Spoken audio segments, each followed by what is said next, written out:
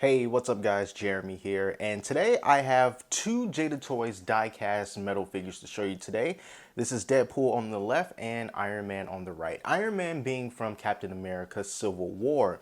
Now I found these two at Toys R Us. They were $12.99 each, and if you want to see my adventure in Toys R Us when I found these guys, I'm going to leave a card right up here so that you can check it out, and this is my first recorded toy hunt video.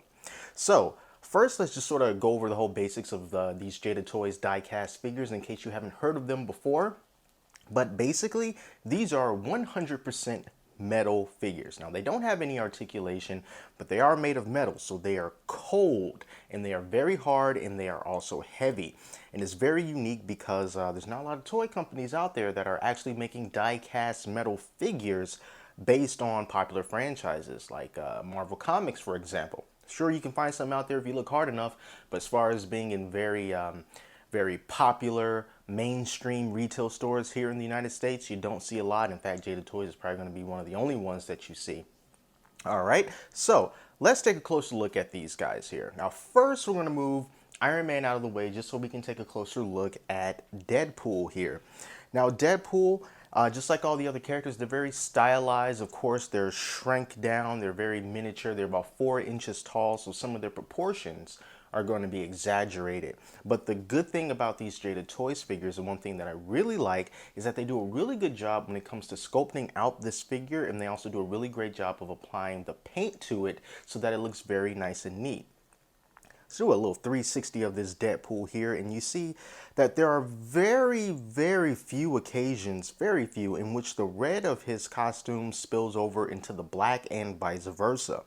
If there is any negative thing that I can say about this guy is that there is a very pronounced molding line right on the top of his head, as you can see there. So it does appear that this back half here is attached to the front half, and this seam is really obvious. It's very noticeable, and that's my biggest hang up about this particular figure. It's not like that on the rest of his body. The lines are, even though yeah, you can see them, but they're close enough and they're thin enough so that it doesn't draw attention to itself. But it's quite noticeable, especially when you view it from the side, this thick molding line. Now, when you look at them just from straight on, you're not going to be able to see it. But from an angle, yes, you will. That's the biggest negative thing that I have to say about this Deadpool figure. But I do enjoy the fact that they put the little dip in his mask right there in the back there. That's a great sculpting job. His chest is really quite big. I know that Deadpool's chest isn't really that large. He's a thinner anti-hero. But they made his chest quite large, and that's kind of like a similar theme with these Jada Toys figures. The chests tend to be kind of large.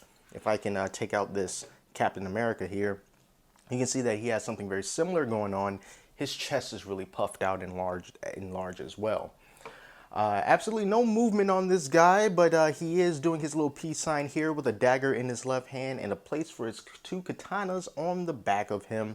But you're just going to be standing these guys up and just admiring them, and I think that this is great. I love the detail they have here on his belt, and you got his traditional pistol right there.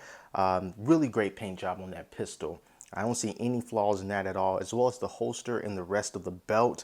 And his other pistol is right there on his left. So they really did deck him out as far as weapons go. And they have to because it's Deadpool, you know. But really good job on him. And that's the same with all the other figures. You do have these screw holes all in the back, which you're not going to see, of course, because you're going to display him this way. But those holes are exposed there. So there's Deadpool. So let's move him away and let's bring in Iron Man. So Iron Man was the figure that I was most interested in getting because as far as being 100% die-cast metal goes, that is expected with Iron Man. Not so much Captain America or Deadpool or the other characters that they're coming out with, but Iron Man. He's iron. So this is a really good fit for him. And I love the paint job that they did. He is a very metallic red and silver and gold. And you have to have that with Iron Man. He has to be the shiniest one out of the whole bunch. If I bring back Deadpool, as well as Captain America, you should see a difference in the paint as far as how shiny and how glossy it is. In my eyes, Deadpool is the most flatly colored painted character. It looks like he has a more of a matte paint finish, whereas Captain America is somewhere in the middle. There's some metallicness going on, not so much, but most of it comes from the shield, but definitely not in his full body. But Iron Man, it's all the way around. Love that he has his hands out there for his repulsor blast.